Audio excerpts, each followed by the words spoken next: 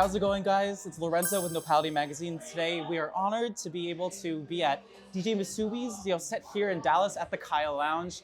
And, we're gonna get to know her for a little bit, before her set and just ask her a couple of questions and, just kind of get a sense of just, how her artistry has evolved over time and, how it's come to today. So thank you so much for being with us today. Could you give, a quick introduction of yourself for our readers and watchers that don't know who you are? My name is MUSUBI, or Madison, but my stage name is MUSUBI.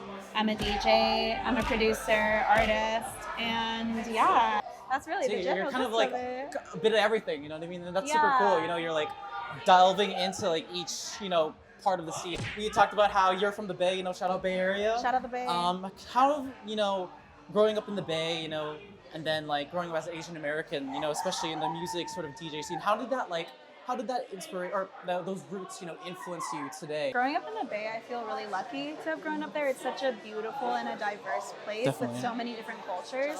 I feel like that's really influenced my musical style. It's influenced me as an artist. I just feel like it makes me want to branch out and see more things and really experiment with my sound. That's why I feel like my sound isn't really boxed into one genre. Yeah. It's kind of everywhere, Definitely. But in a nice way. Exactly. In a seamless way. Exactly. In the best kind of way, yeah. In the best kind of way. And you recently, speaking of your sound, you recently released Taste It, I believe. I wanna taste it, taste it, taste it, taste it, taste it, taste it. Like a month ago or something like that. Kind of talk about how you developed that, which your process of writing and then producing that thing. I was just in the studio and you're just experimenting and it just kind of came about. It wasn't super planned out. It wasn't I need to make a song that sounds exactly like this. And yeah, I love it. I think it's one of my favorites so far. It's just about having fun. It's a little sexy. It's a little flirty. You know what I mean? Yeah, that's the little best bad part. bitch shit, right? And like you said, it's the spontaneity of it is honestly probably what makes it the best, right? You're Exactly. like, oh shit, yeah. I stumbled upon this. Let's just make this a thing. Yeah. Exactly. It's not too serious. It's really just a song that you can dance to, have fun, sing along to. Kind of going forward, this, it being December, end of the year, you've been everywhere. You've been a lot of places, Give us a little recap of your year and then just maybe some highlights, your favorite, stops, that kind of thing. Honestly, this past year has been such a big year for me, just in all ways, outside of work too, and my career, it's been a huge year for growth, and I think that's the one word I would use to describe this year.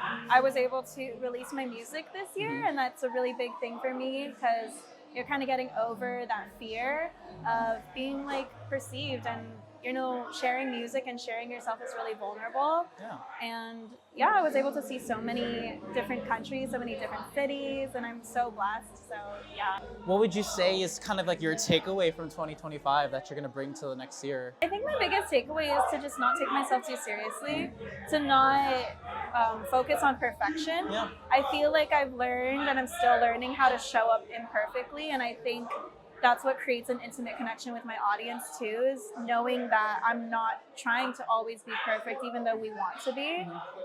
So I think that's really my main takeaway that I'm going to keep bringing into the coming years. Yeah. Yeah, and tonight's kind of a testament to that.